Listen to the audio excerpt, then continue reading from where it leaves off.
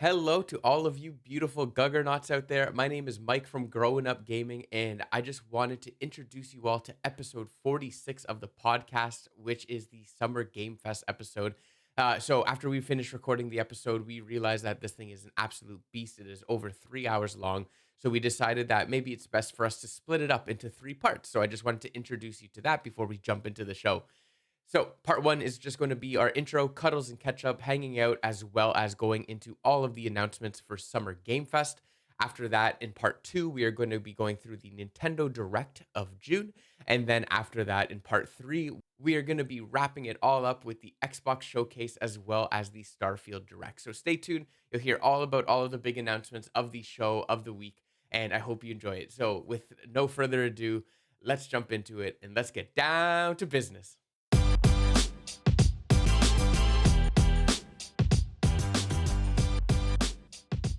Hello and welcome to episode 46 of the Growing Up Gaming podcast. I am your host and moderator, Mike, and as always, I am joined by the Tifa to my cloud, Brandon. I do love being compared to big-breasted women. I hate you. If you are new here, welcome to the squad. For all of our returning Guggernauts, welcome home. We are back with another action-filled episode, but before that, we must make the introduction. We are Growing Up Gaming, your weekly, sometimes podcast dedicated to bringing you all the best in the news, reviews, indie games, and of course, your occasional B-movie. Brandon, this week's episode is going to be a little bit different as we're probably going to skip the news just because we are behind, dude. We are behind on some conferences and we got to do some bad cuddles and catch up.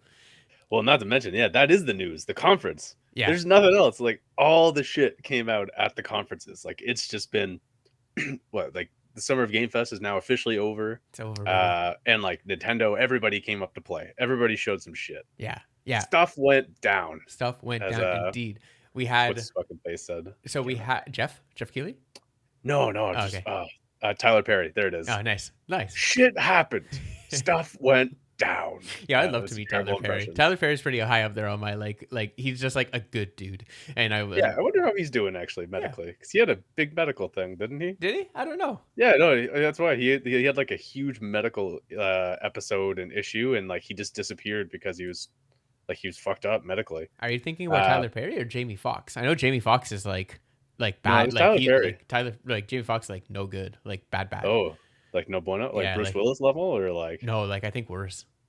What? Yeah. Bruce Willis is like as bad as it gets. Actually, like, Bruce Willis is pretty bad. Okay, let's bring it back. I was saying, we're going down a sad tangent. I know we don't like this at all. Happy times. On the good news, we have Summer Game Fest, Brandon. We have Xbox Conference plus Starfield Direct.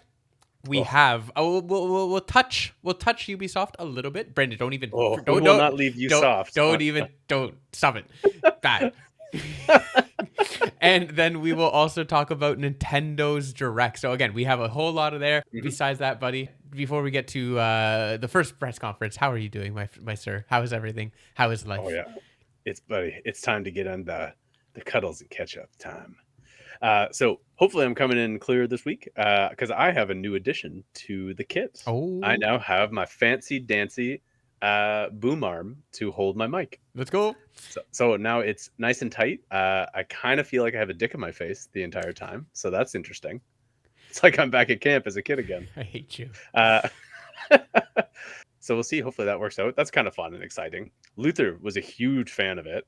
I pulled it out and I was trying to build it today while I was like making them lunch and stuff.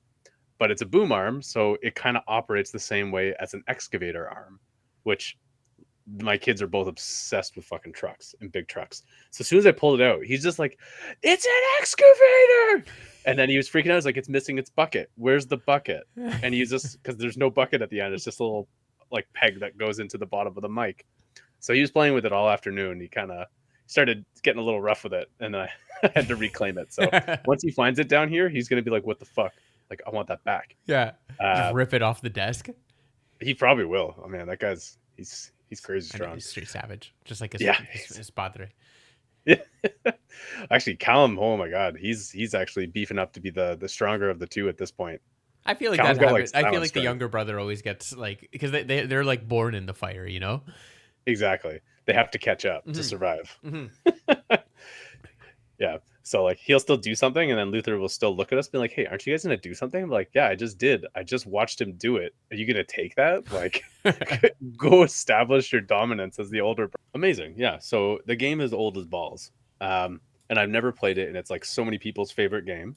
So I bought that. I bought Tunic because Need. I kind of want to just play Tunic because it's like a Soulsborne apparently mixed with like a bit of a like top down kind of cutesy art style thing. Yeah, very Heard Zelda. great Very things. Yeah. Zelda-esque.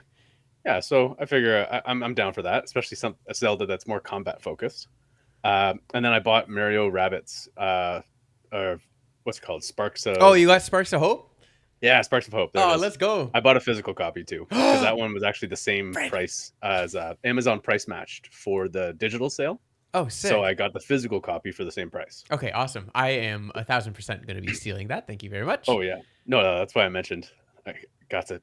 Uh, Yeah, man. So out of those, I have not played Tunic or Sparks yet, but I did load up Okami. Nice. I'm about 3 hours deep into Okami, uh, which I have to say is actually insane that that game came out on a PS2. Yeah. Like it feels dated, obviously. Like it feels a little dated, but like it doesn't look dated.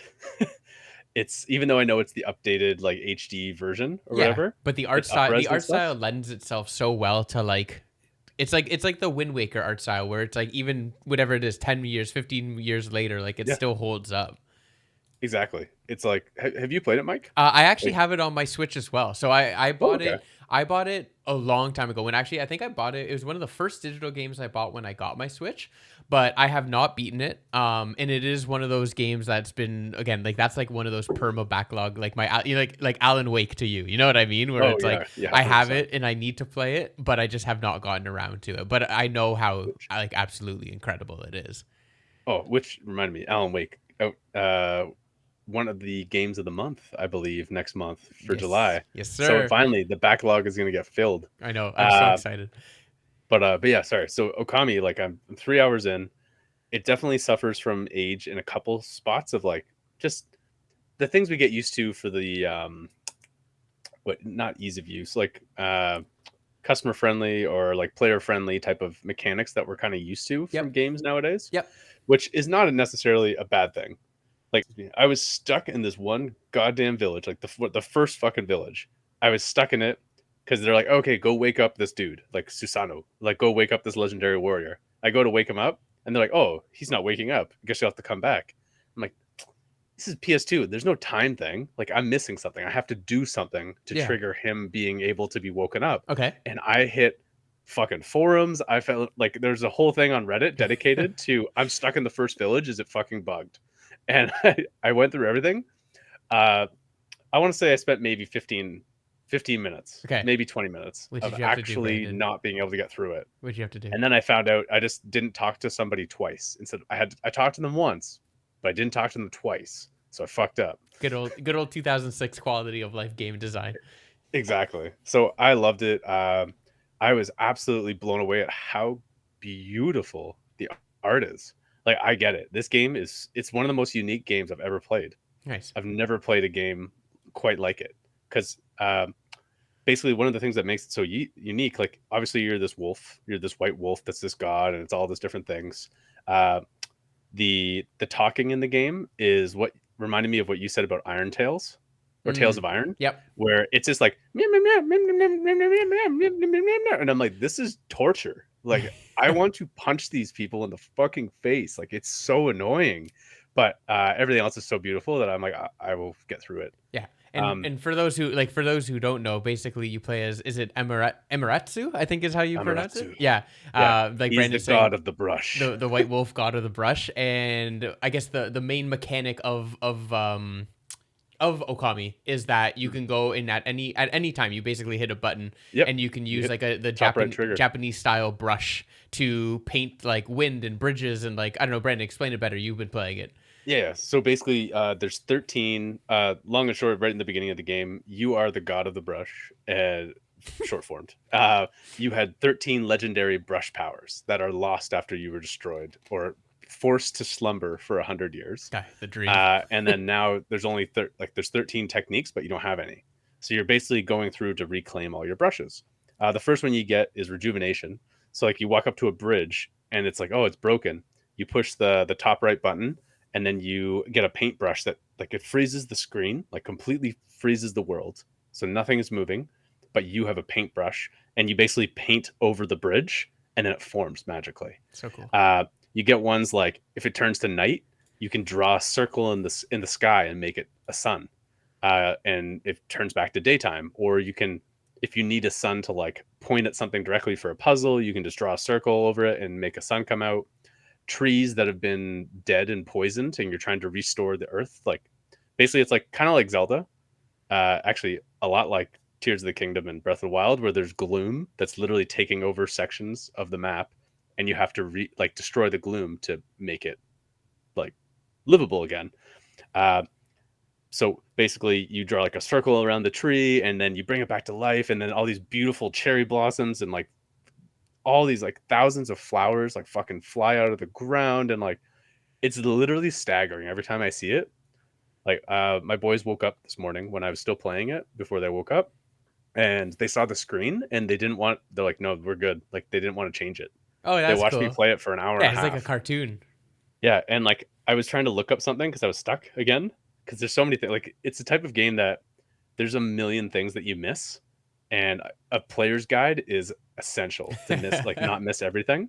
So I was literally looking at a player's guide just online to see like what I've missed or if I'm missing anything that's worth going back for. Yeah. And when you pause or you stand still for like 10 seconds, 15 seconds, Okami lays down and kind of takes a nap. And like Callum's just like, doggy, doggy, wake up, doggy. No. And I'm like, so then I had to like keep moving them in circles. Like the dog, they wanted to see the dog just move. So I have to So read and like move the dog at the same time. And they're just like, they were in. I don't know. So it was really cool. that's awesome. Before we move on from Okami, Brandon, so it was Yeah. actually one of the last games to come out on PS2. So Oh, right, it okay. was like right in that cusp area of PS2 to PS3. Gotcha. Initially, very poor sales of the game, but it actually like it obviously received very high praise, including IGN's Game of the Year for 2006. 100%. Like just from seeing what it's like now, the quality of it still surpasses a lot of games that are released now in Yeah, terms of depth. yeah, Like I, I'm almost, I definitely wish I had played it back in its heyday because I yep. think it would have been one of my top favorite games for sure. Because there's nothing at that era I can think of that like comes close to Hmm. this game's level of depth. Nice. So really high praise on Okami. If you haven't played it like myself, it's worth it. Throw a couple bucks, play it. Like I don't think I'll beat it. Uh, I don't know. We'll see. I might beat it. I might not. But right now, I'm just kind of playing it for fun because I got sick of Zelda. Uh, Blasphemy, I know, but No, uh, not blasphemy. The game's massive. It's like one of those ones that you just come back to every so often. well, I beat the Water Temple, Fire Temple, and Wind Temple, and I beat the four phenomena. Like check out the phenomenons around the world type of thing. I beat that all of those. Okay. So, and like I'm probably 20, 25 hours in, and I just hit a point where I'm like, well, so far the story hasn't captured me. So I'm not really playing to see how it ends or where the story goes. Yeah. Because like spoiler alert, they beat Ganon. I know how it's get like you know what I mean? Like it's not really super exciting. Don't spoil Uh it, idiot. well, I don't know. They might not beat Ganon. Maybe that's how the series ends. Ganon actually wins and fucking shoves the Master Sword through like Link's throat. Who knows? But I assume they're gonna beat Ganon. The combat is not very open. Like this doesn't happen too often, and I don't find it the most engaging. So I'm not like super pumped just to go. And I've had my fill of building. Yeah. You know what I mean? So Yep. I've kind of like I've lost my reason for playing it. I had a lot of fun doing it. I'm sure there's a lot of people that are still going to be going nuts on it. Yeah. But as soon as Diablo 4 came out, I'm like, nah. Zelda lost its luster a bit, and I'm like, I just want to deebs and crush demons. I'm good. uh, which segue, I beat the main story of Diablo 4. Very nice. Definitely have to say it's the best story that they've ever done Okay. for Diablo, which is a really low bar. So Yeah. I've heard a lot of people say that, wow, the story was incredible, like absolutely amazing. I'm like, it's amazing by Diablo standards. You know, like Okay. I've Yeah. had Yeah. Yeah. some like It's not. It's I not love Ragnarok. Like we're not yeah, talking. exactly. Yeah. Yeah. Okay. Like I love McDonald's, for example. I love drunk McDonald's. I love McDonald's in all its forms. There's some times where you just get like that, the perfect person that makes the perfect fries, like the freshest Yeah. burger, comes out like a pitcher, and it's like, wow, this is the best McDonald's I've Yeah. ever had. Yeah. But like even an average steak crushes it. Yeah.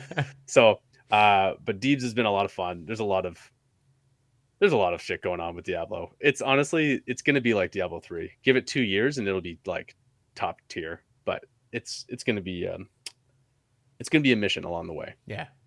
Uh so I'm just going to start landing this plane cuz we got a big episode with all the Summer Games Fest. But after that, just two little media things. I randomly started a show. What was it? I think me and Rachel like finished a season of Survivor on Paramount. Oh, nice. And we're like, oh, okay. Like, what are we gonna watch next? Like, we got a little bit more time before bed, so I'm just flipping through, and I see something called Wolfpack, Okay. and I'm like, okay, go on. And I just read the description, and it's like a mysterious fire from an arson has awoken something primal from the forest, like hills of so and so California, and it's a werewolf. And I'm like, fucking sign me up, like, no questions. Werewolf, I'm in. Murdering teenagers, let's go. Uh, Little did I know it was actually like an MTV show, Mm-hmm. and it's got Sarah Michelle Gellar as the main kind of star that gives the show any weight. Yeah. And it's basically about just that, like a forest fire is started, and it awakens a werewolf who thusly starts murdering motherfuckers. Uh, so we tried it, and both of us were actually hooked. Like Yeah. both of like the story, it has a lot of layers. Like it's super cheesy. Like it's cheesy, but like in a cheesy movie or a show, but people commit. Yeah, and Like it's just like, okay, cool. Like we're doing this. Like it's exactly. we're not gonna Like phone this in. Like this is real. yeah, like Cocaine Bear, for example. Yeah, Like what makes a great B movie great is the fact that the acting is actually top tier. Like everybody commits, everybody gives it their all, and they accept the fact that they're doing the like crazy dumb shit. And that was the show, man. Like everybody actually acted it quite well. The werewolf was a real werewolf, like not like a fucking like wolf, like a person that transforms into a wolf. It was a goddamn nightmare fuel werewolf. Like Luther walked in, I think at one point, and saw the wolf, and he was just like, I'm scared," and like, and we just had, yeah, it was really funny. But yeah, it's awesome. I don't know if you're into werewolves like I am. Like I'll just do anything werewolf. yeah. It's a creature that's so cool that doesn't get done well or doesn't get done often, and it gets done well. Yeah, I Rarely, think I'm saying that right. It rarely. gets done well even less Yeah. like then yeah, you I'm know what with I'm you. trying to say. I'm with you, buddy. Yeah. So if you also like werewolves like myself, Wolfpack, it is. I am not saying it's going to win any Emmys. There are no Emmys. There are no praise, no critical acclaims for this anywhere. But it's good. What was the? What's Wolfpack. the wolf? Is this the wolf pack from like Wolfpack from WCW. WCW? Yeah. Yeah. How do you do it? Yeah, it is that, right? Okay, that's Yeah. I think cool. it's. Ooh. Yeah. And my last one goes without saying. Black Mirror. Oh yeah, We got blessed with 5 episodes, bro. I know. I've only watched episode 1 and episode 2. So if we wanted to do a quick discussion, I did enjoy both of them, Brandon. Yes. I liked Those are 2 excellent more ones. than 1, but I have heard from our group Ooh. chat that you guys are not super thrilled with like 3, 4, and I think 5 was okay. So that the rest of the guys weren't. So they said 4 was the worst, and I will say 4 was one of my favorites. 4 was fucking great. Okay, then Like, now we're in. yeah, Let's go. like that's the thing. Like, so for those that don't know, Black Mirror. Basically, we've talked about it tons of times on the show. But what is it? What's the show I'm thinking of? Twilight Zone. Yeah. Basically, like Twilight Zone from back in the day, but like become super high budget. Like the budget, like what was it? I think episode 2 was 100 or an hour and 20 minutes Of the new season. Yeah, the new season. I believe it was episode 2 that was an hour and 20 minutes. Like, Yeah, it was a it was goddamn pretty movie. long. Let's see here. I think the first one's an hour. Each second one's episode costs 120. between $2.3 to $2.6 million to make. So like not cheap. Yeah, so not super cheap by any means. High production value, and like yeah, the first one, Jane's the worst, or Jane is awful. That's what it was. Excellent. Was very Black Mirror esque. Very That was my meta. only qualms with the second one. Yeah. The second episode was not Black Mirror. It was true crime, like basically not a mystery, but like kind of just a true crime story. Yeah. Yeah. Um, which it was amazing and excellently done, but I ranked one above two because it didn't hit that Black Mirror trope. It was amazing though. And then the third one still hits the tropes, like it hits all the key points for Black Mirror, but it's still really fun. 4 definitely goes a little far out there and is not exactly a Black Mirror level twist, but Okay. it does have enough twists that makes me happy. And like the way it ended, I'm just like, this could not be better. Okay. Like up to the end, you're just kind of like, I don't know. For those basically that like, it's not a Don't. spoiler. Yeah, just fine. It's not a spoiler. You find out right off the bat. But basically, episode 4 is loosely based on Britney Spears. Oh, cool. Okay. And like the mental health struggles of the rich and famous and shit like that. So I also get why some people would not like it, but it wraps it up perfectly with the ending. Okay. Amazing. And in episode 5, I remember just being kind of a little underwhelmed. Like it was okay. It wasn't great, but it was basically Far Cry 5. And I'm like, Nice. like in like that might be a stretch, but like it's just I got such a feel like near the ending, I got such a like exactly the ending of Far Cry 5 type of feel Yeah. that I'm like it's still good. Do But do all I the actually episodes? Sorry, Brandon. Sorry to cut you off. Please no worries. actually finish this up. Finish this up, and then I I'll was come just gonna say this is my last point. I actually rank them as they occur. in. Okay. The first one is my favorite, and the last one is my least favorite. Need first one's got And I Selma literally Hayek. go like literally first, second, third, fourth, fifth in that order is my favorites. 3 and 4 could actually flip. I could put 4 above 3, but I still don't just because of the nature of the first 40 minutes of the episode. Yeah. Okay. Cool. Do episode 3, 4, and 5 also include Streamberry? Because like 1 and 2 both basically like 1 is all about Streamberry, which is like the Black Mirror's version of Netflix basically. Netflix, yeah. And then in the second one they like pitch it to Streamberry, and that's all I'll say. Yeah, no, 3 isn't Streamberry. 4 isn't 4 might mention Streamberry and 5 might mention it. Okay. But 3 is not I don't think it's in there. All right, cool, man. Nice, dude. Yeah. Yeah. So that's pretty much, man, that's my big catch up. Like kind of finished with Zelda. Diablo 4 is fucking awesome, and so is Okami. And yeah, I'm just waiting for some bangers to come out. Like Final Fantasy 16 came out. Yes, That's sir. now going to be put on the backlog. Like so many games, man. I'm just dripping with games. Yeah, I know. There's no shortage. I'll be quick on my side, buddy. Yeah, So no worries. in the same vein as you, Nintendo doing their very awesome Nintendo summer sale. So I ended up picking up 4 games off of the Nintendo summer sale. I decided to this motherfucker. splurge a little, all in the indie realm. So the first one I got, and the one that I've actually been playing currently, is called The Sword of Ditto. So Oh, okay. Is it Dido or Ditto? I think it's Ditto. It's Ditto. So I'm just gonna call it Ditto, but it might be Dido. Pokemon joke. Huh? Pokemon joke. Whatever, I don't get it.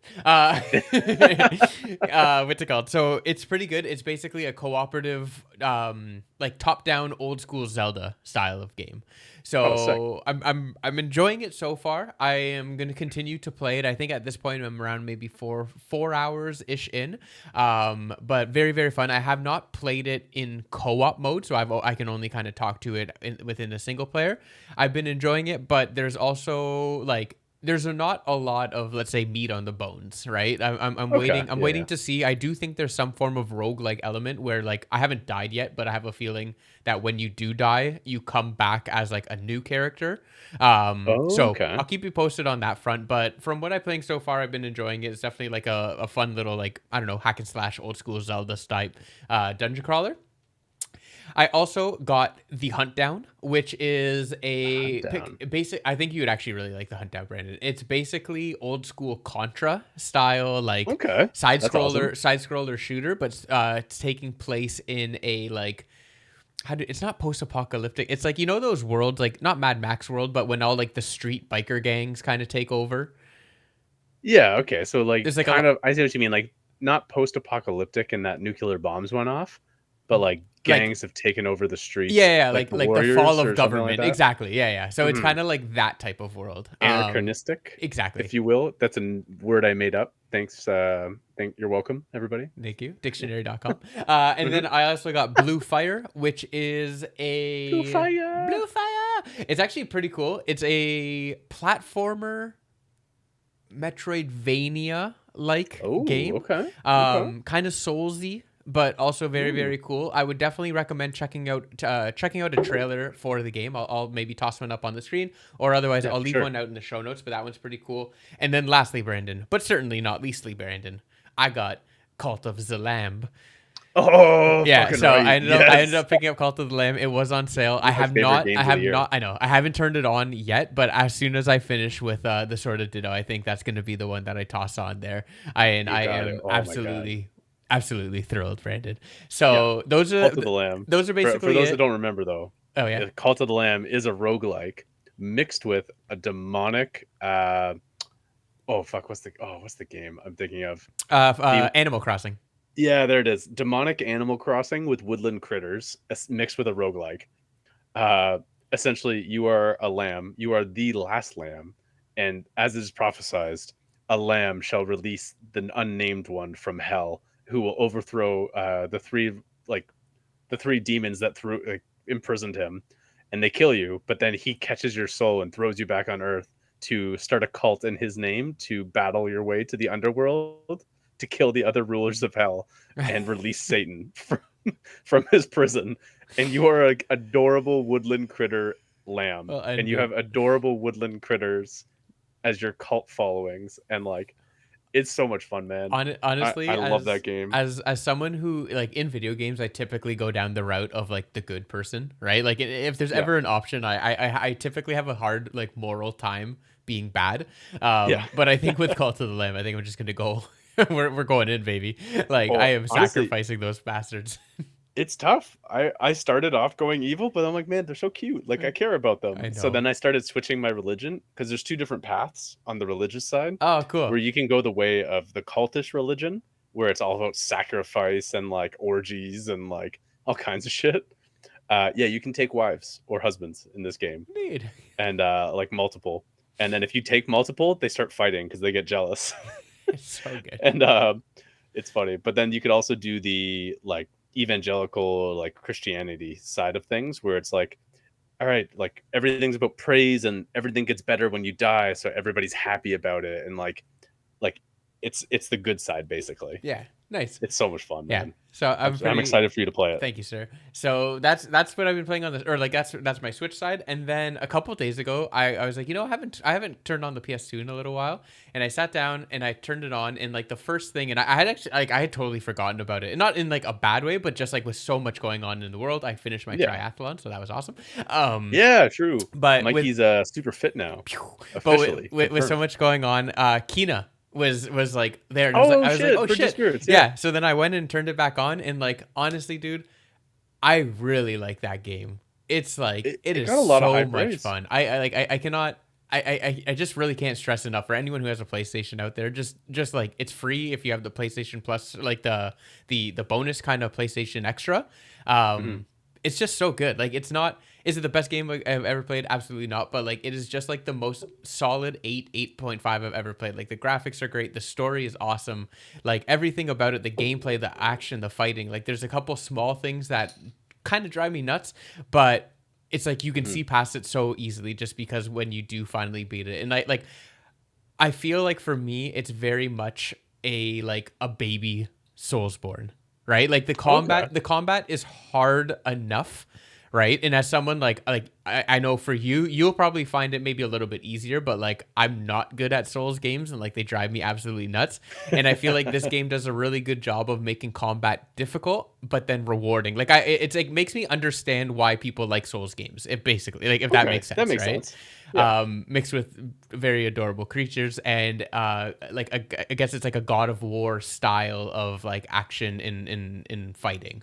So like R1 R2 are your like heavy and light attack exactly like Kratos. You can dodge, you can aim and fire your staff. Like it's very God of War esque, but like God of War light, if you will. gotcha.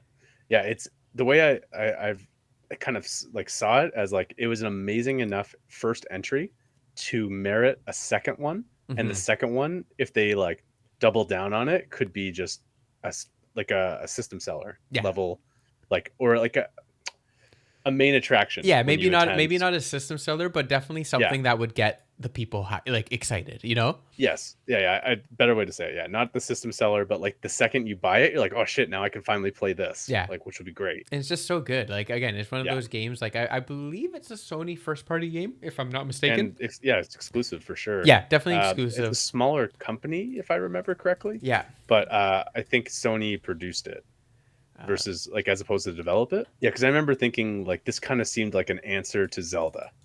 Like they were going to kind of use this as like they could kind of go a Zelda route or a Zelda feel. But from what you're describing, it sounds not quite like Zelda at all. It kind of sounds like No, definitely more God of War. So the game is made by Ember Lab, and I believe this is actually the only game that the studio has made. It is on PS4, PS5, and then on Steam and Epic, the Epic Game Store as well. oh shit, okay. Nice. So pretty cool, pretty cool. I cannot recommend it enough. Kina Bridge of Spirit is like certified Guggernaut seal of approval. Oh yeah, I have it downloaded as well. Ever since he said it was free, I remember because with the subscription, free with subscription, Yeah. that I downloaded as well because I've always wanted to play it since it came out. So that's going to be another thing for the backlog. Yep. And then if you don't have if you don't have it, it is currently $17.99. Oh, it's actually on sale. There's a big sale right now. So it's down from the Canadian side. It's down from $53.49 down to $24 on the Canadian side. So that'd be like 50%. $19.99 on the US. So again, anyone out there listening who wants like a God of War style game, I cannot recommend it enough. It's got my seal. Mm-hmm. Well, and even for the membership, like if you paid for a month of the subscription membership, it's the same price. Yeah. But then you don't own it, so who knows? Well, whatever. One of those things. Digitally own it. So that's about it. Exactly. And then Digitally the only other thing I will my two, I guess, like non-gaming side of things. One, I went to go see Transformers in theaters.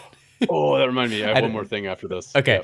So I saw the new Transformers movie and it was fun. Let's just say we'll leave Beast Wars one? Yeah, the Beast Wars one. It was fun. Need the Beast Wars. The big twist at the end, like me and I saw it with Andrew and Butts, and we audibly laughed out loud. But it was really fun. Would I say go see in the theaters? No. Would I say watch it at home? Sure. And would I say watch it with like a beer and make it a drinking game? Absolutely. Oh, amazing. So we saw that, and then currently Amy and I have been watching the Rocky series. Oh, and okay. Honestly, I forgot how good Rocky was, Brandon. I truly forgot how good those movies were. So we're currently on Rocky 4.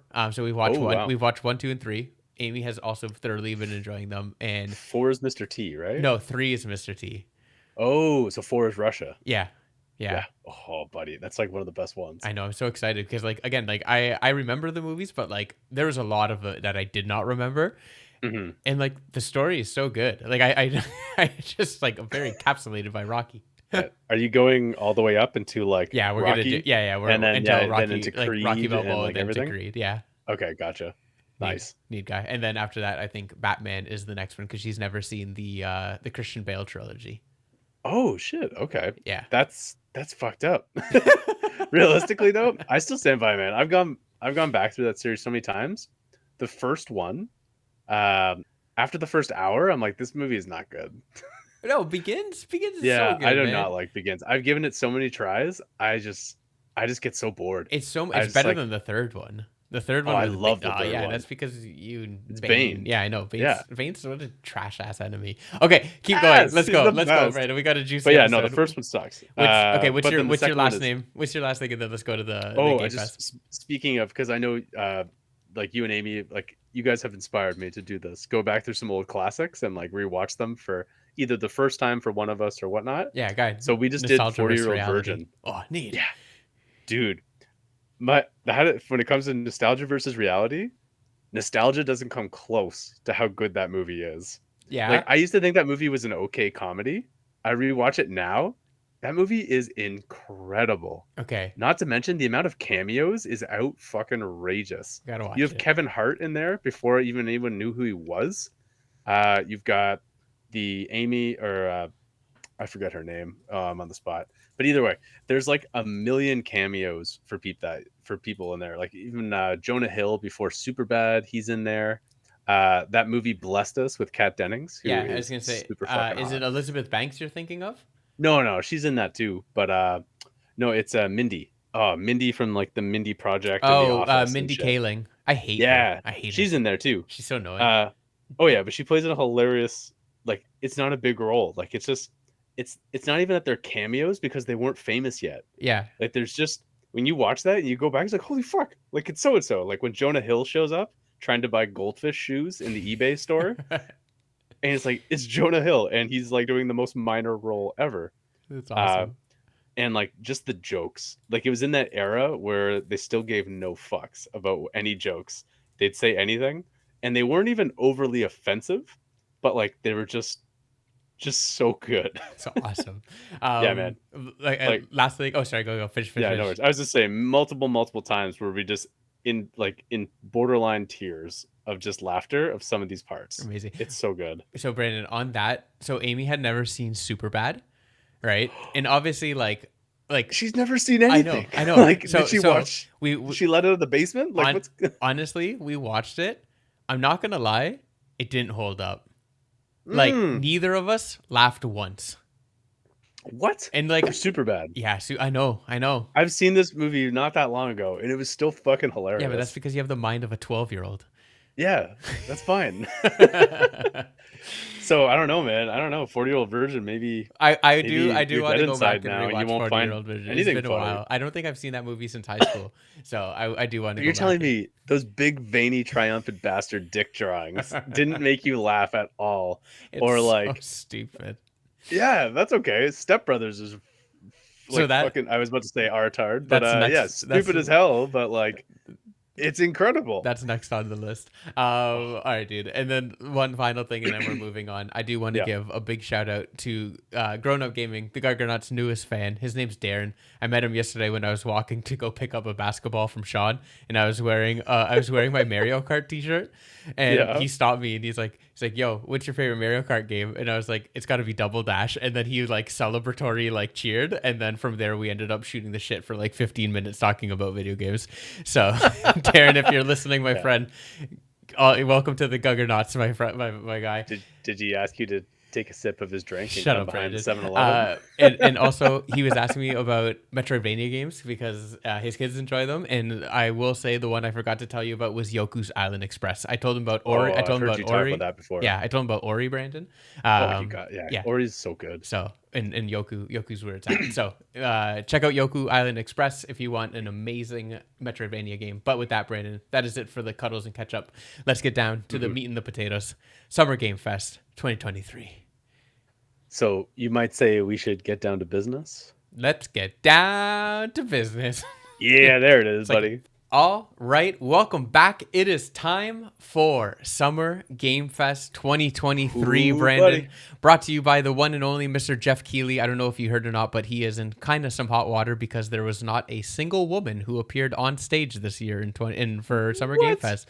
But either way, let's move on before we get canceled, Brandon. So we had a slew of announcements in games, and also I will pause here to pitch the YouTube channel as Brandon and I talk. We are going to have all these trailers playing for you. So if you want, check out Growin Up Gaming at youtube.com/growinupgaming, and from there you can also follow us on Twitter, Instagram, and you can send us an email at whatsup@growinupgaming.com, and we will read out We're your on Twitter emails now? on the. Yeah, we are. I started a Twitter account.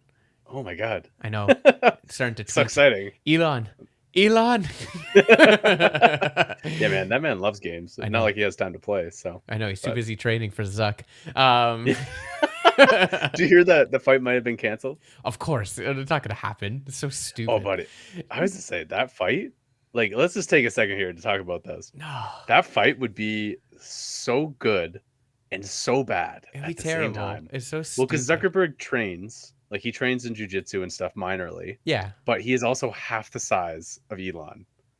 And Elon would just like be like the human guinea pig for like the first what the fuck, the chip that he's going on, like, or whatever, and he'd Yeah. just enter into the Matrix and download all of the kung fu moves, and he would just be a Yes. god in the ring. Make Like, make me like Anderson Silva. yeah, downloading. I'll end you. Yeah, no, So I would either say way, it. we're on Yeah. we're on Twitter, buddy. Mhm. So check out Twitter, check out email what's up at Growin Up Gaming, and we will read out your emails and do a little fun mailbag. But besides that, big guy, let's go ahead. The very first announcement that I want to talk about today, Brandino, Spider-Man 2. So Oh, yep, we yep, talked yep. about We Spider-Man covered 2. this. Yeah. Yeah, so we Well, talked from the about Spider-Man conference. Yeah. 2 in our last episode as during the Sony conference, but this is the first time as the Sony conference ended and we did not get a release date, and Brandon, Mr. Keeley came through and now we do. Mhm. So Spider-Man is going to be releasing on October the 20th. Fucking So right. pretty close to when we actually like initially guessed. Mhm. Besides that, we also got the first reveal of the box art. It's basically Miles Morales and Peter Parker, Yep, kind of the like same back, art yeah, from number 1. back to back. Honestly, I'm not gonna lie, the artwork is kind of underwhelming. There's like, Oh, super yeah, underwhelming. there's no part of that artwork is like, oh my god, that's the coolest thing I've ever seen, or like that It's makes all me, red, and it's got a picture of both of them. yeah, That's it. it's kind of cheese, but that's Like, okay. it would have been way better. I would have accepted a fully red background, but it's them two standing back to back with the classic 1980s like action like pose where they're crossing their arms and looking at the camera. Yeah, this is Then at just least like then it would have been funny. get wrecked. But So whatever. some of the other things that we learned, they didn't show any more like brand new gameplay or trailer reveals the way that they did during the Sony one, but we did learn, Brandon, that Venom actually will not be coming from Mr. Eddie Brock, but Yep. instead it is going to be a brand new origin story. So they're going to kind of take their own spin on the symbiote and all of that.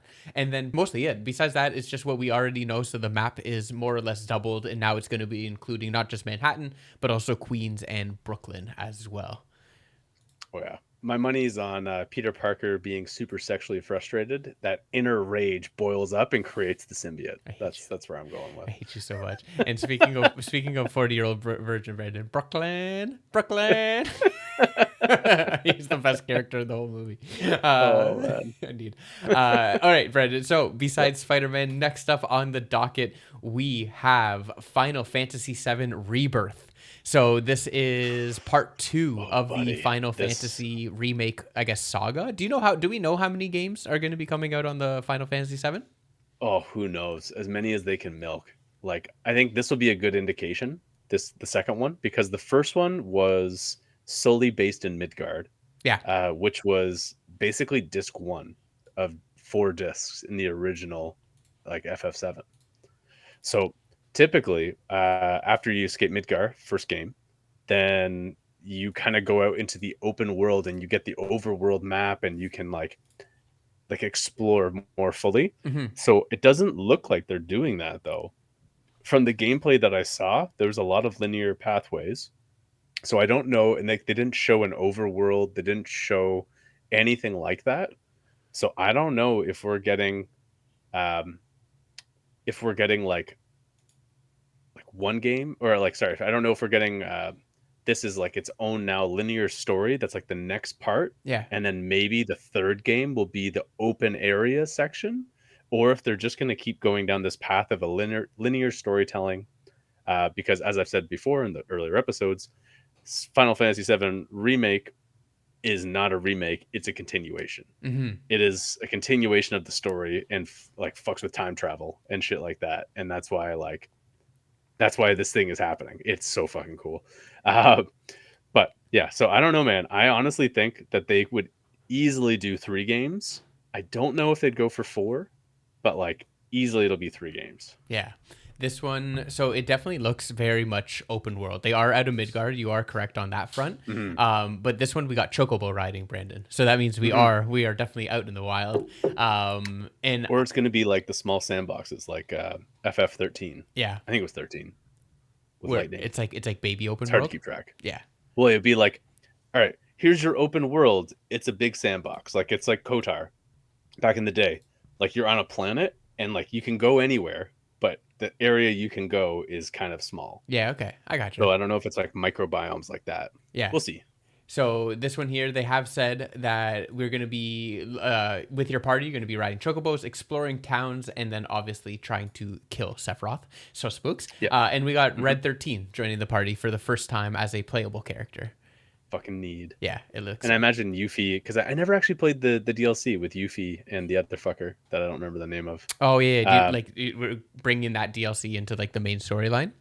yeah, like if Yuffie can be a playable character, even though she's the worst in the original, and like like just the worst person. So I didn't play the DLC, so I've that's another thing that's on my list of things I wanted to play. Yeah. But now I have a timeline because we know. I think they gave a release date for FF7 Part Two. I don't believe they did. I thought it's at least a rough window. I think it was Uh, at least coming 2024. let's see here. The trailer is just ending as we speak, Brandon. Oh, It says perfect. early 2024, There you and go. it's So that'll be mid. and it's going to be released on 2 discs. Yeah, I saw So that. They were like pretty pumped about that. yeah, we're kicking it old school, but I'm pretty sure it's Mhm. similar to like what it was Last of Us on 2 disc, where but one of them is Yeah, just like the install disc, and then it's like the play disc. exactly. Yeah. So they're going old school Final Fantasy on us with their 4 disc combos. Oh, I love it. Yeah, man. So that was huge. Like that's one of the bigger reveals. That was also expected, and I think that was the game that was kind of missing from like the PlayStation showcase, Yeah, like the big bamboozle of the show, like that, right? Like even though the last showcase was kind of all right, this is Spider-Man's time yeah, because it also makes sense if you say, hey, Spider-Man 2, here's all this stuff, but here's Final Fantasy 7 Part 2. Nobody's talking about Spider-Man. yeah. Everybody's talking about Final Fantasy. No, So that definitely it makes kind of makes sense. perfect sense. We're like, all right, almost like a couple weeks to a month before, they're like, everything's about Spider-Man. Get excited about Spider-Man. Let it digest. And just like the internet was rumoring like crazy about FF7 Part 2 coming for Summer Game Fest, it did. So then people got hyped about two different major games that are coming out, like two major system selling exclusive series that are coming out for PlayStation, Yeah, which is epic. So it makes sense. In the end, it was awesome. on where's it on your buy list? Day one already pre-ordered. Oh, oh, bud. Oh my God. Spider-Man and FF7, like those are two instant buys. Need. Like not even a question. Which actually I actually canceled my my Mortal Kombat Oh, all right. pre-order R.I.P. because I just don't have time. I'm like games like there's so many games coming at me. I just don't have time to play. I told you. You So like gotta. You buy it. You open it. You take your code to get Shang Tsung, and then you return it. yeah, but it's just a hassle. I don't have a printer. So, That's returns are always hard. oh, I know. I know what you mean. Yeah, like it's just like I don't know, I have no reason to own a printer anymore. Like once my last one broke, it's just like, well, when's the last time I used it to print concert tickets? You can't even print them anymore. It's Yeah, all digital through the apps and stuff now. I need it. That's Yeah. the apps. Fun You times. old man. Getting old. I know. You're such an old man. All right, dude. Next up Yeah. on the Keep it list, moving. my personal game of the show, Brandon. Prince of Persia: The Ooh. Lost Crown. Honestly, I'm actually really excited about that game. It looks I so was good. super pumped. Yeah. Absolutely. So for those who haven't seen it, and again for those who are maybe not watching on the YouTube stream, it is more or less I would say it's a reimagining of the Prince. It's definitely a new style, new art style, all that. But it is a 2.5D Metroidvania style Prince of Persia game. So going back to like that, like Prince of Persia all like started in the 2D kind of platforming style. So it's going to that, but it just looks absolutely over the top with like the action, the platforming, the combat, everything about it looks really freaking awesome. So Oh that yeah. game, It looks it like an is, amazing Metroidvania. yeah, it looks really, really good. So it is made by Ubisoft Montpellier in France, and then that's actually the Ooh. team that has made all of the Rayman games. So this is their first time that they're switching off of Rayman and they're going on to Prince, and it's going to be coming out on January 18th, 2024. So if anyone out there is interested in checking out or looking to pick up a brand new Metroidvania style game, I cannot recommend giving this trailer a watch or I can't recommend enough giving this trailer a watch because it looks awesome. And they showed even more gameplay at the Ubisoft event, but Mhm. then it was kind of first announced and first shown over on Summer Game Fest. Yeah, an amazing opener. Like that was one of the first games, if not the first game for the show, for the main conference, if I remember. Yep. And I just remember thinking like, all right, Prince of Persia side scroller, cool. But then as soon as they said Metroidvania, I'm like, fuck, oh, there you go. That's a whole different can of worms. Like it's amazing. Yeah. No, Just looks so much fun. it looks And we really don't get good. enough Metroidvanias. And like, there's when you look at the stable of excellent top tier Metroidvanias out there, it is really hard to break out as an independent game. Yeah. Like even ones like Axiom Verge, which are amazing, right? Like Yep. incredible Metroidvanias. At least for me, like I had never heard of them until you told me about them. Mm-hmm. And like I don't think that they've broken into the mainstream, like nowhere near the levels of like Metroid, obviously. Yeah. Hence the Metroidvania. Uh, like it's the granddaddy, but still, like it's just really, really nice to see a major franchise with name recognition and a big company pushing something like this that's like has the look and feel of an indie game, but with the polish of like a AAA studio. Yeah. And I'm excited. I feel like it's like the Prince hasn't been around for a little while, so just even having him No. back in the fray of it all is like this is a great kind of return to form. Well, I think the last time we saw the Prince was Jake Gyllenhaal, which was a fucking disaster. No, they were doing the Prince of which one? They were making the remake. It was like it was, but then they ended up canceling it. They did like they were doing a Sands of Time remake, but they ended up exporting it out to like a really weird. Oh, to Ubisoft Mumbai was the one who was making it, and like and they ended up they ended up canceling the game because it was like apparently the development was just horrendous on it. So that was that was the last time we got any looks at the Prince, and now they definitely went back to like, all right, give this to like a core studio and like let's start from the ground up.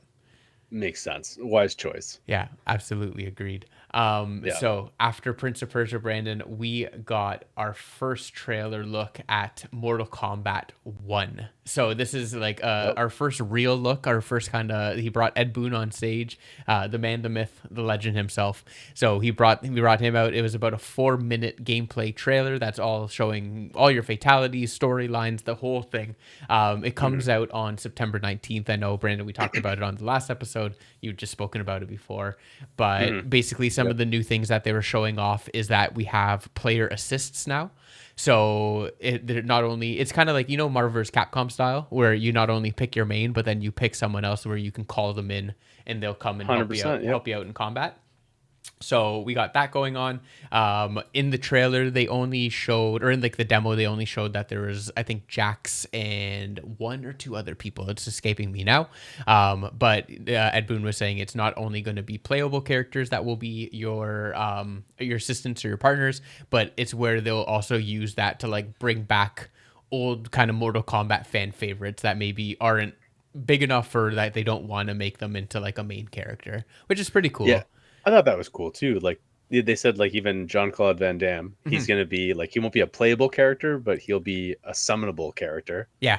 So like he can come in, like you can't just like play as the legend himself, but like you can bring him in as your buddy. And like when shit hits the fan, you call Van Damme, you know what I mean? Like it's just, and he comes in and just split kicks motherfuckers in the dick and it'll be great.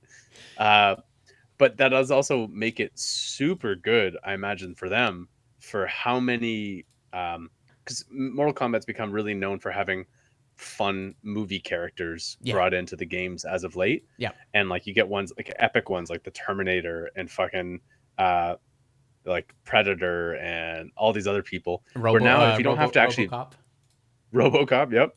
But now if you don't have to make them fully playable and you only have to program them with like 3 moves, I imagine the production on that to make that possible is so much easier and cheaper that maybe we could end up getting like an arsenal, like an absolute host of just random fucking people that don't make sense that can come in.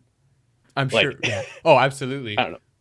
Like it'd just be amazing. Like you imagine like something like absolutely ridiculous. Like you get like one of the Rugrat kids to come in with a bottle that's filled with tear gas and just like fucking punches it into somebody's dick and just like, I don't know. Like, you can do anything, man. Get Ren and Stimpy up in there. Who cares? Like, just do whatever you want. They did, but they did have the Ninja Turtles, but that was in Injustice, not Mortal Kombat. They didn't have that makes sense. Yeah, this is good. That was that was the best crossover. Yeah, So we will definitely keep you posted. Again, Brandon, you canceled your pre-order. I definitely think I'm gonna wait for I'll wait for either a price drop or whatever kind of that all looks like. That's what I figured too. Yeah. Price But drop, that'll be yeah. again, it looks pretty sweet, dude.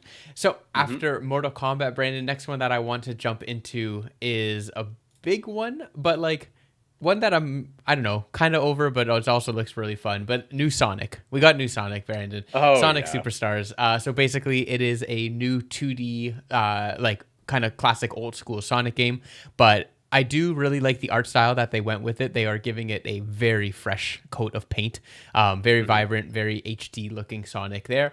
It is going to be a 4-player co-op game where you can play with either any of the characters or obviously with up to 4 friends, and you can play as Sonic, Tails, Knuckles, as well as Amy.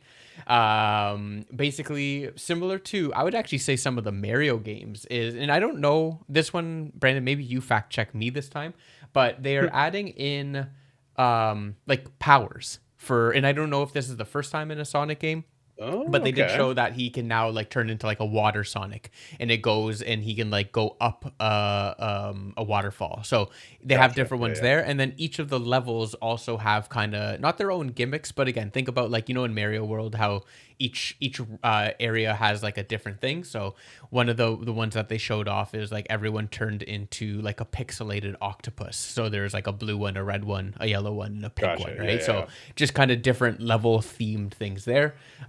Besides that, no set release date, but it is coming out in fall of this one here. And the catchphrase for the game is "New thrills, classic feels," which is a very very stupid Yep. catchphrase. Yeah, honestly, it's one of the, like Sonic is classic. It's iconic. I never dove in deep on the Sonic series. I played them growing up. I liked them, but like I don't know. To me, they were never quite as good as like the Mario Yeah, of the time, you yeah, know? So like now that there's a new one coming out, I'm like, I don't really like I'm excited for people that care, but I'm not one of them, you know? yep. Yeah. I'm definitely with you. This one is on. If it's on Game Pass, I will play it. I do not believe it is, but it Even if it is. was, I wouldn't play it because Yeah, it just don't have the like. It's just not on my list of things I would enjoy. yep. You know? I'm gonna be waiting. I'm gonna be waiting for this one, buddy. Yep. So moving on, Brandon, to one that has our attention, good sir, is Alan Wake 2. Oh, yep. So, Yeah, I'm curious. I have to play Alan Wake 1, but we'll see. yes, so going I guess to Alan Wake 1, the Sony just announced the games of July. So let me just pull that up there. So we do have Alan Wake. Let me The just get it. remastered version. Yep. Yes, so the first one is coming, which again, as soon as I saw that, I was so thrilled. I sent it to Brandon because A, we've been talking about it on the last episode, and B, it's one of those games that's been on both of our like wish list backlogs. So Hmm. basically, the games we got: Call of Duty, Black Ops Cold War, Alan Wake Remastered, and then Endling, whatever that is. You play as Exactly. a fox. It's called Extinction is Forever. I will check that one out, but I do not know which one that is. But Yeah, and Alan Call of Wake. Duty, like if you've played one, you've played them all. And like if you play Call of Duty, you have the newest Call of Duty. You know what I mean? Like nobody, it's like whatever. For me, like a Call of Duty showing up on this list doesn't really matter because like you might get some people that get back into it, but I feel like most people are just playing the new ones. Yeah. Yeah. So with Alan Wake 2, Brandon, I don't know if you remember the trailer or if you checked it Yeah, out yeah. yourself, but it looks Oh yeah. awesome. It looks very spooky babadooky. 100%. They've doubled down on the survival horror, Yeah. which is exactly what I want. Yeah, and for those who don't know, so Alan Wake, basically you can think of it as I guess like a supernatural police drama in the vein of Condemned. If you got Evil Within, kind of Yeah. those that genre. Evil Within 2. Yeah, Oh my god. Probably one of my favorite survival horror games ever made. yeah. Incredible. So with this one here, basically this game you are going to be playing as both Alan, and then also it's split between him, and then you're also going to be playing FBI agent Saga. I believe that's how they're pronouncing her name, and then you're heading over into Bright Falls, which is a very fun name because the whole area is very dark. Yeah. And you're you're going to be Irony. hey, thank you, and you're going to Yeah. be investigating some ritualistic murders, Brandon. So some Ooh, fun, that's light, fun. easy stuff there. Basically, Well, each character. considering Oh, oh sorry. sorry. Go. I was just gonna say, considering the original was Alan Wake as a writer and he writes horror movies and they come to life. Oh, there you go. I actually did Yeah. not know that. That's Oh, very cool. okay. Yeah, yeah. So that's the thing. Like he's a horror writer and he brings stories to life somehow. So, but you can't stop writing because once you start, it's just gonna go on murdering. So it'll be interesting to see what they do with the second one. Well, we will find out in July, my friend. Exactly. So either way, it looks pretty awesome. You can basically freely swap between both characters, so very similar to Spider-Man style.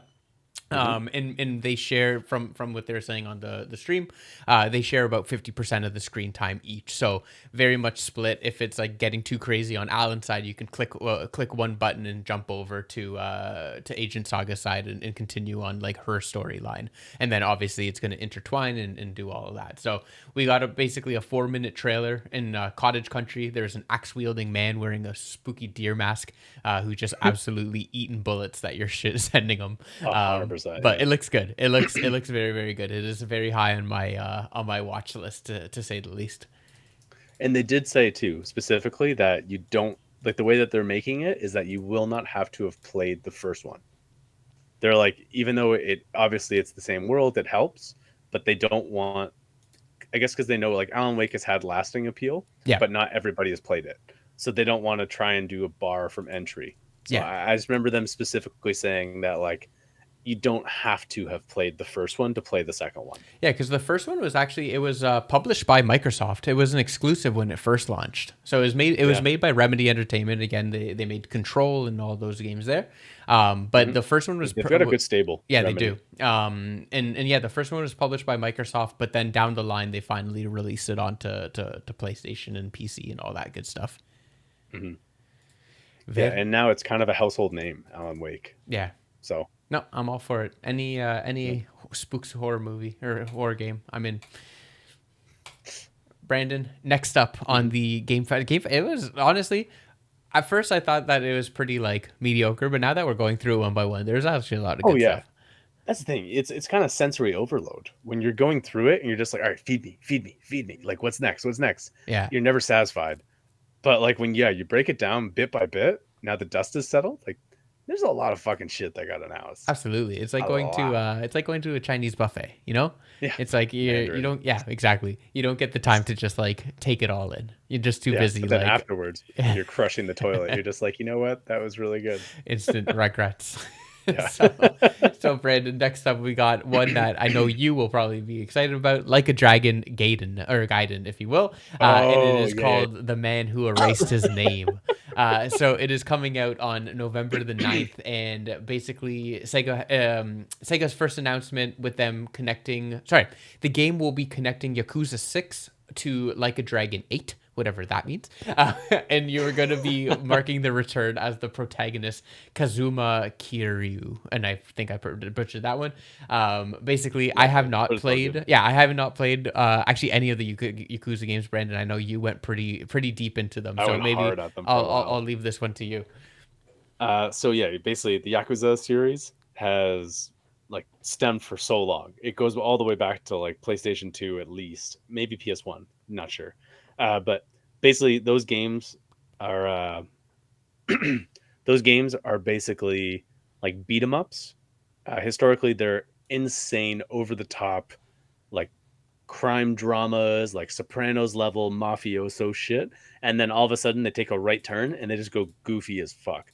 Like you're gonna have to fight like a squirrel that's wielding two like machine guns running down the street, and you have to somehow like get these magical nuts that'll make it pass out. Like they managed to do super serious and absolutely comically ridiculous and merge them together very well. Like one of the mini games I still remember. Yakuza 0, one of the I think it's the first game in the timeline. Hmm. Like cuz they do like a bit of a prequel later on in this in the series life. They have like a prostitute simulator, like where like not a simulator, like a Sims game where like you run a bar but it's all with escorts and you have to like match your escort with like the right business person to maximize money profits. And it's like this whole like escort mini game and like purely mob, like that's like the most mob thing ever, like running girls and stuff like that. Yeah. But then they made it into a fun mini game where like you're kind of trying to like do like a Sims thing. I don't know. It was amazing. But either way, so that was kind of the story of it. Like it's a historic beat 'em up with all that type of stuff. And then they wanted to do a system like overhaul and refresh it, which they did with Like a Dragon, where with Like a Dragon, the main character dipped into the Yakuza world, tons of flashbacks from the past of all the previous games, but it's its own brand new start. But the way that they make it different was that this guy loves turn-based action RPGs. So he basically is claimed to be such an amazing fighter that he makes everybody else have to fight him like a turn-based RPG. Okay. So they make it turn-based RPG combat, Oh, which that's cool. in my opinion actually was an amazing thing because the beat 'em ups were kind of getting stale. Like to get a classic beat 'em up style game in today's climate with how complicated gaming has got and controls and all that stuff, it was a teetering on an edge of losing its appeal from like it's an age old thing. Like the beat 'em ups don't happen the same way Hmm. in those AAA level massive storylines because the stories were always incredible in the Yakuza series, like so wide, like so many twists and turns and just so much fun. So to make it a turn-based game for the combat added such a nice element, and they kept the goofy ridiculousness of like you could be fighting like some super mega boss in the crime lord, but you're fighting him with a dildo sword. Like, and that can happen, and it's just so much fun. So I think it was extremely well received. The game got very, very high reviews, very, very high critic and like player response. Super fun. I loved it. I played it on Game Pass because it was like I still want to go back and just buy it. I'm just waiting for the price to go down, like to like almost nothing, so that I just have a physical copy that I can save because I loved it. I thought it was so much fun, Neat. and it's just such a great series. So to have another one, amazing. And like it seems like they're it might be independent as well because from what they show, he passes out drunk and then wakes up naked in Hawaii. That's it. Yeah. That's all they tell us. Just pure Austin Powers, like moving different items in front of the junk so that you don't see his dong. And like he wakes up in Hawaii. He's like, oh fuck, I guess it's Like a Dragon in Hawaii. Let's do it. So I'm pretty pumped. Nice. Yakuza, 10 out of 10. Should try. I know it is very high. I'm gonna download again. We don't have to go through the backlog, but it is very high. Yeah. But Yakuza, they're all on Game Pass, so there's also like no reason or like no excuse basically at this point why shouldn't even just jump in and check out some. Yeah. And if you're on PlayStation, they're pretty cheap. Like if you don't have the Game Pass access, I don't know if they're free on the PlayStation Plus Yeah, I subscriptions, was actually just but searching. Zero I think is. Yes, they Or are. They are all on there as well. okay, there you go. So they got So yeah, play it. 0, 1, and 2, Yakuza 6, Song of Life, Like a Dragon. Of those ones, or like uh, in a one sentence answer, Brandon, where should I start? If you want to start with the OGs, you start with Zero. Okay. If you want to just go into the series and have fun with like more modern, you go for Like a Dragon. Okay. Thank you very That's much. Yeah. Awesome. All right, dude. Continuing on. So very, very quickly, we got Star Trek Infinite. It's basically just a big MMO like in space. It's made by Argentine studio. Very good. We do not need. I don't think either of us will be playing No. much of that. Hence my So let's move on to the next one. We actually got a game from John Carpenter, Brandon, out of anyone. I saw that. So He poured his name out. John Some Carpenter's nonsense. Toxic Commando is what it is Yeah. called. It is made by Saber Interactive. They are a studio that brought us World War Z as well as The Evil Dead, the game. And then it is published by Focus Entertainment, and they are they're the producers or publishers, I should say, of games like Atomic Heart as well as A Plague Tale Requiem. So kind of Some big names right there. two pretty good studios, like Saber with those other two, World War Z and then Evil Dead. Those are very much the like 3 versus 1 style of game. This one is a co-op shooter similar to the other ones where you're just going through hordes of kind of those John Carpenter-esque enemies. The trailer looks pretty cheesy. It is going to the song of You Give Love a Bad Name by, is it Bon Jovi? Yeah, they're letting you know what it is. This Yeah. is like an 80s trope. You know what I mean? Like just like you give love a bad name, shotgun. Whoa. You know, just just a lot of fun. I know. It looks like it's just going to be a fun shoot 'em up time with friends. Very much in the 80s. Brandon, what would be your favorite John Carpenter film or experience? Mr. Carpenter gave us Halloween. He gave us The Thing. He gave us Thing's excellent. Assault on Precinct 13. That's a good Big movie Trouble too. in Little China. Also a good movie. Escape from LA. I loved it. Ghost of Mars, a terrible movie. Terrible movie. Terrible. So honestly, The Thing, yeah. For me, I thought that was so cool. Yeah. I love that movie. Yeah, I would go with The Thing. Mm-hmm. Very nice. It's a safe answer. Very safe. Hard to argue with a timeless classic.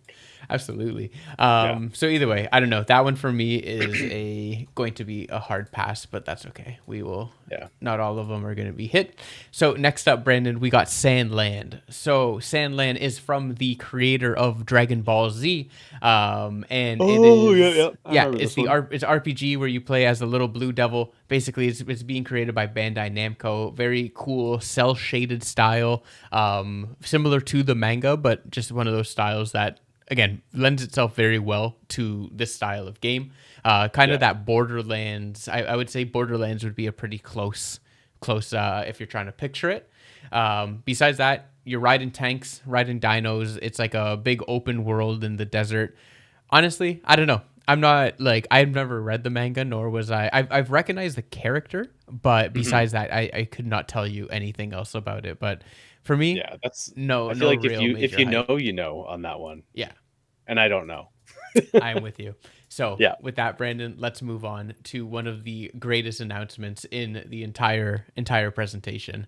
It is Space called Marine 40K. No. I actually think I have that one in my quick fire one because it's so I trash. fucking need that game so bad. That's there's no quick fire here. That's a I'll leave it in. I'll make kids with that. Like there's no pullout on that game. No, Brandon, we are talking about Pal World, aka Pokemon, but with guns. Pokemon with guns. So when Jeff was announcing this game, that is how he announced it. He basically said this game is Pokemon with guns, and the whole crowd went you wild. Can eat them and stuff, and like the whole crowd goes crazy. I cannot recommend, if you like, besides watching the Prince of Persia trailer, please go watch Pal World. It looks very, very fun. Just the fact that, like, one of the things I heard from this is that you can do anything up to and including butchering them and eating them, but it's frowned upon / illegal. And if you do it too much, you will get arrested and become wanted. And I'm like, this is amazing. Basically, you just like, can you imagine just Ash and Pikachu stuck like in the original series, just being stuck out in the wilderness for a bit, and Ash, super hungry, just starts looking at Pikachu and he transforms into like a nice like roasted chicken or something. And it's like all of the characters, like all of the, like, let's call them Pokemon or pals, I guess is what they're calling them. They are all so close to like being sued by Nintendo. Like they're like just like one thing away from looking exactly like a Pokemon, but then they also are wielding like miniguns and AK-47s. So it looks great. It is coming. So it is entering early access in January of 2024. So we will keep you all in the loop of how that all goes. Next up, Brandon, we are going to Middle Earth, and we have Lord of the Rings, Return to Moria. So this game, you are actually going to be playing as Gimli, or I guess the dwarves, technically. Super pass. Sorry, you say it's like super ass? I said it looks like a super pass. Oh, yeah, I agree with you. Basically, for this one here, it is a co-op survival crafting game. Basically, you're playing as the dwarves. You head deep into Moria, and from there, you're just trying to craft and create powerful weapons. You can play up to 8 friends, which I guess is kind of cool. But that is cool. Besides that really seems like the kind of sell factor for it. Honestly, at the same time too, the type of person that I feel like this attracts doesn't have 8 friends. So I don't know. Lord of the Rings, you can never count it out. No, I know. It's just just being a dick. I know. That's all. I know you are, buddy. All right, so let's move on. So next up, we got Banishers, Ghosts of the New Eden. So this one was actually announced at last year's Game Awards. It is created by Don't Nod, which is the studio that actually made Vampire, as well as your personal favorite, Life is Strange. I was gonna say Vampire. I'm pretty sure I love that game. Yes. Yeah. Okay. This is the one I'm thinking of. It's literally like you can do anything you want. You can murder anyone you want, and you can break the game by murdering too many NPCs. Oh, really? It looks really Yeah, cool. like I loved it. I thought it was super fun. Yeah, it's like Uh, this one is oh, Vampire, or are you talking about I think it's Banishers? Vampire. Oh, okay. I think this is the one I'm thinking of. So I cannot comment too much on that one, but Hmm. this one here, Banishers, it's a God of War style hack and slash, but in a demon infested world. Not like, I don't know, like cheesy demons. They actually look pretty cool. And from Nice. there, it has real time swapping, similar to Alan Wake and Spider Man. Clearly, there is a thread or a There's a theme trend going on coming. this Yep. year. But basically, you can go between like the, let's call it the real world, and then like the realm world. So there's two characters, and you can hop in between them. But honestly, it looks pretty great. I'm not gonna lie. I would throw this in one of the trailers to check out. It looks very, very interesting. Brandon, I actually think if you don't remember it, I think this one is very much up your alley. So I'm just looking to see if I made any notes. Uh, oh yeah, Banisher looks awesome. Fun action RPG. Ghost Hunters. Yeah, there you go. Thanks, previous Thanks, Brandon. past Thanks for Brandon. fucking clearing that up, dumb bitch. So it looks pretty dope. But yeah, again, I think that one is going to be on the GuG watch list, and we will keep you up in the loop about that one. But moving on, Brandon, I got two quick ones here for you. The first one being Marvel Snap has made an appearance on Summer Game Fest. Trash game. I hate you. Basically, they're releasing a new mode called Conquest Mode. It is already released and it is playable, and I have been playing it. But it is a PvP where you're facing against other people, and you basically have to destroy them. Each person has 8 bars of life, let's say, and you can go and wager more additional bars if you're confident that you'll win. And it's pretty good. It's very fun. It's very frustrating, especially because like you basically you lock into your deck. So it adds in a twist of element where when you're typically playing Marvel Snap, you are only going up against an enemy once, so they don't know exactly what your deck is going to be until you're kind of in it. But with this one here, because you're facing the same opponent multiple times, they also learn what cards you have and don't have, and then that like it creates the strategic element that goes throughout the match. So it's pretty good. Oh, that's awesome. Yes, sir. And then besides that, we got a update for Fortnite. So Fortnite Wild is the next what would you call it? I guess season for Fortnite. Yeah, And sounds Brandon, good. do you know who the secret guest crossover is for this one? I don't remember because whenever I hear Fortnite, a part of my brain just shuts off. Well, you're not wrong. But this one we actually got Optimus Prime is now in Yep. Fortnite. No. Now I've got the images back. Yeah. Makes sense. So S- the trailer starts off in what looks kind of like a Mexico when you're going through the ancient mines, and from there you end up riding raptors, and it looks kind of Jurassic Park themed. And then they go into one of the temples in which they unlock Optimus Prime. So So the only crossover I cared at all from that showcase was when Nicolas Cage joined the stage. yes, that is in my crossfire as well. Oh yeah, yeah, Yeah. yeah. So, Brandon, continuing on, we got Path of Exile. So, Path of Exile, Yeah, buddy. yes. Have you played the first one? This is actually Path of Exile 2. No, I haven't played it, but it's a Diablo clone, and Exactly. like it kind of chose the wrong year to come out because Diablo 4 came out, so like there's no room for clones for like the next while. Yeah, it looks okay. Well, let me ask you because you're obviously, I would say you're the Diablo fan of this group. Hmm. Where does this go for you? Is this like, are you even considering buying this one? Or are you sticking with Oh, not Diablo? even Like, close. no? I've got Diablo. Yeah. Diablo 4, like I said before, I played Diablo 3 for 10 years. Like and by I don't mean like every day I'm playing it, but I mean like I bought Diablo 3 at launch on PC, played it for a couple of years, and then it came out on console and all you donks bought it. So then I rebought it and started from zero again on console. And even up until I want to say like after the Diablo 4 demo came out, I think all of us started playing Diablo 3 again just because we were just excited to play more. So like Diablo 4 is it. Like I don't need a Diablo clone when I have Diablo. Yeah, I'm not gonna lie. You know It what I looks mean? it Like looks very much like Diablo. yeah, like they would have had a really good shot if they had released their game 1 year earlier. If they could have hustled and got it out a year before the release of Diablo 4, when Diablo 4 got announced and people are excited, they could have banked. They could That's have established a community, but now Diablo 4 is out and people fucking love it. Yeah, that's true. But So you could also make I would actually make you can make the reverse argument where now it's like Diablo is back in everyone's minds, right? And let's yeah, say for those who have beat the storyline who maybe are far enough in the end game where they're like, okay, whatever, then it's like yeah, a coat of fresh paint. Or is that the right? Yeah. You know what I yeah. mean? No, that's I would agree with that. Never mind. If you have like I I concede on your point where if you already beat it, obviously Diablo 4 has its faults right now. It is not like Diablo 3 was perfect. Like they got it to such a perfect level because they developed it for 10 years. Hmm. Diablo 4 is in the opening stages where the end game is not there. The Yeah. build quality for the end is not there.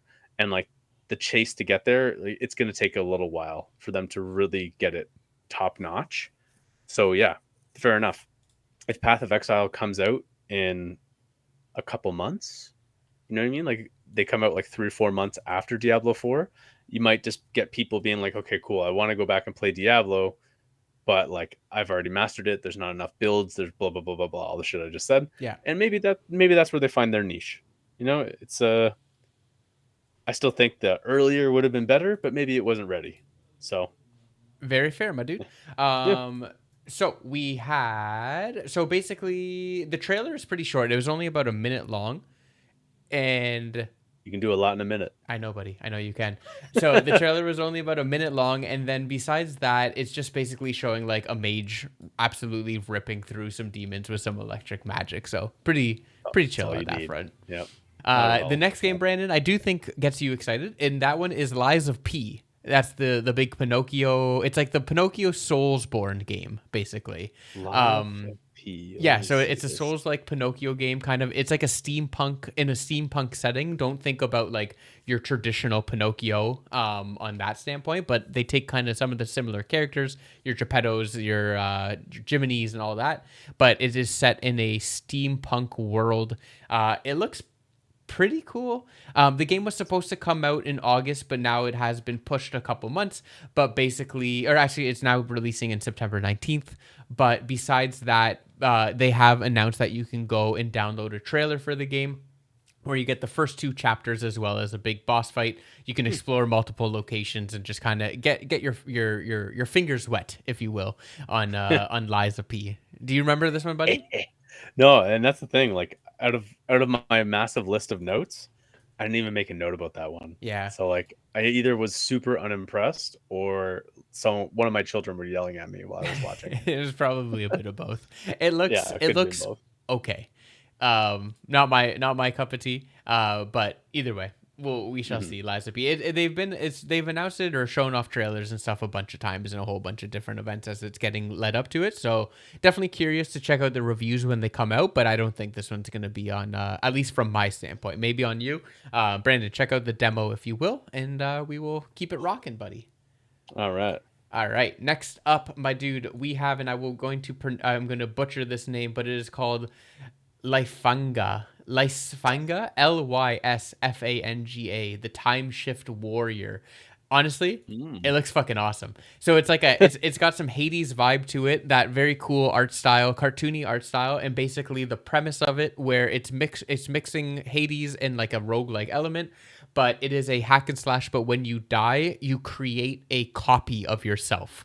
So Okay. it's showing her kind of going through these big stages and fighting these kind of like actually pretty big bosses. But then when she dies, it goes and like, all right, now her replay is going to go kill enemy number one. So you can just go fight enemy number two.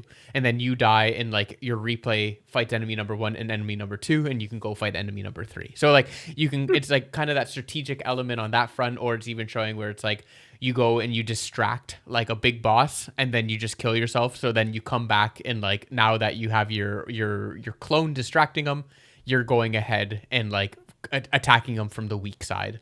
So it looks So pretty cool. I hope that makes sense, my kind of description of all of that, but it yeah, looks no, pretty that good. sounds like it's got some stuff Yeah, going on. I'm definitely interested in it. They no release date on that one there, but it is coming in 2023. But at this point, it is only coming out on Steam, so it's PC for now.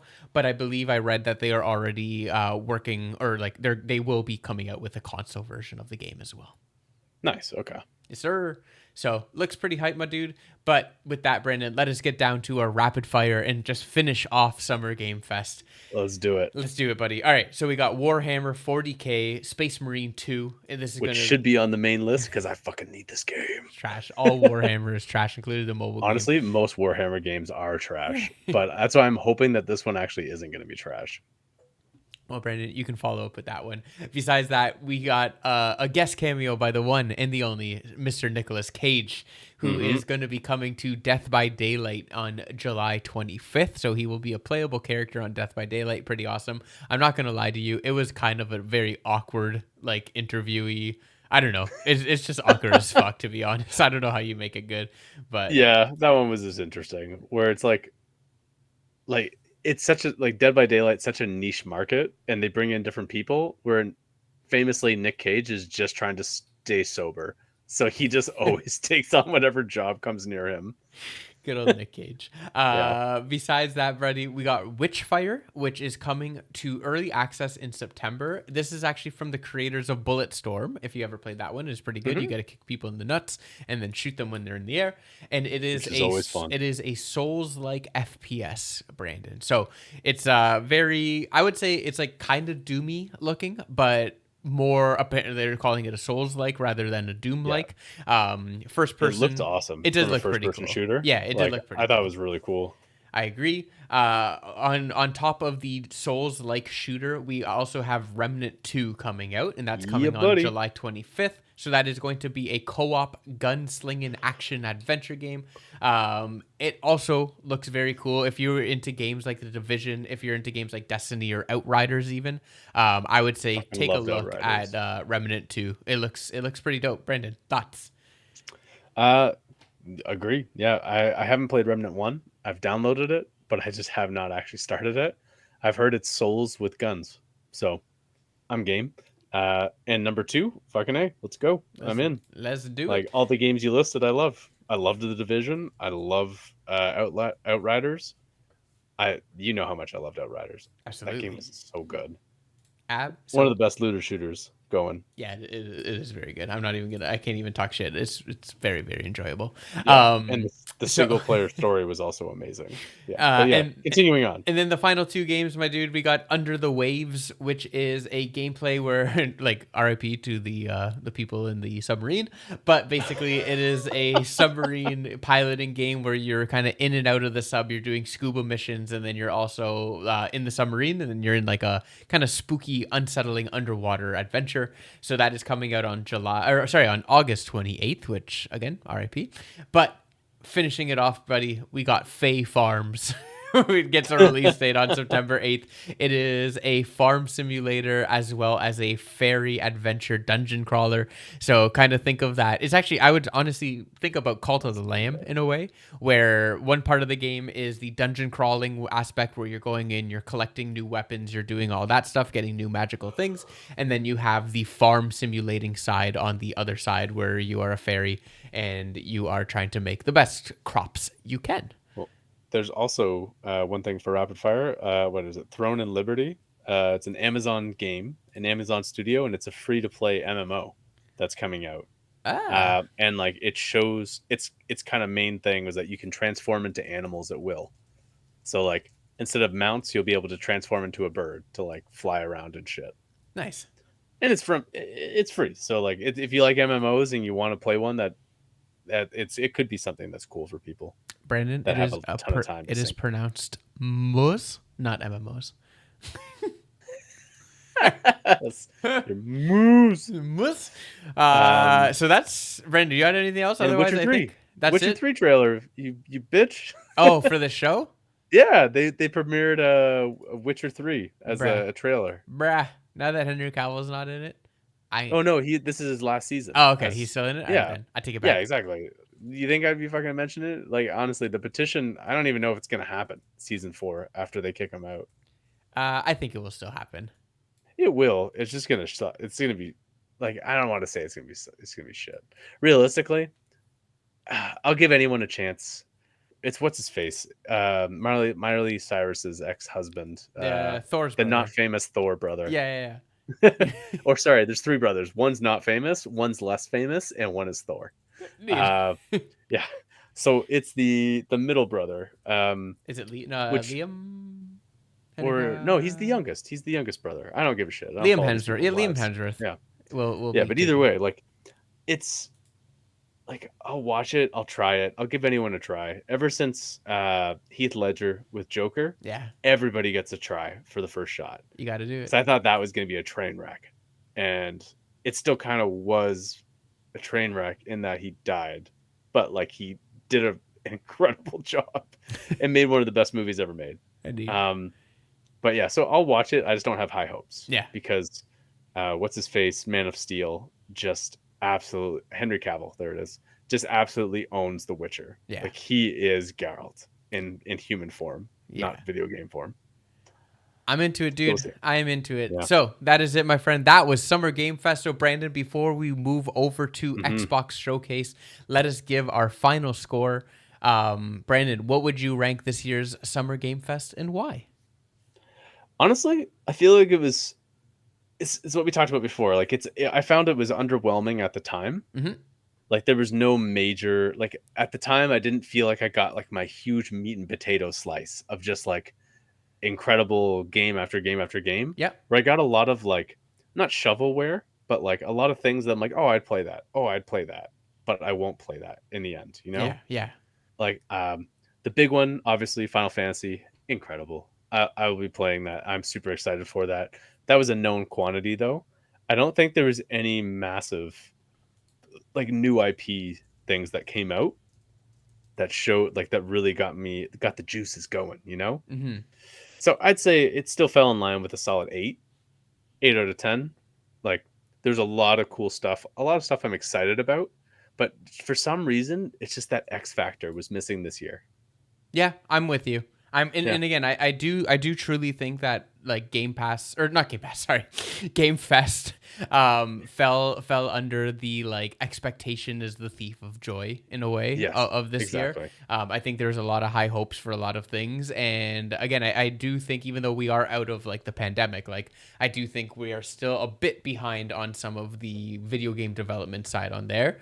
Yeah. Again, going through the show notes and like overall like looking at it now, I would say I have a better like viewpoint of it.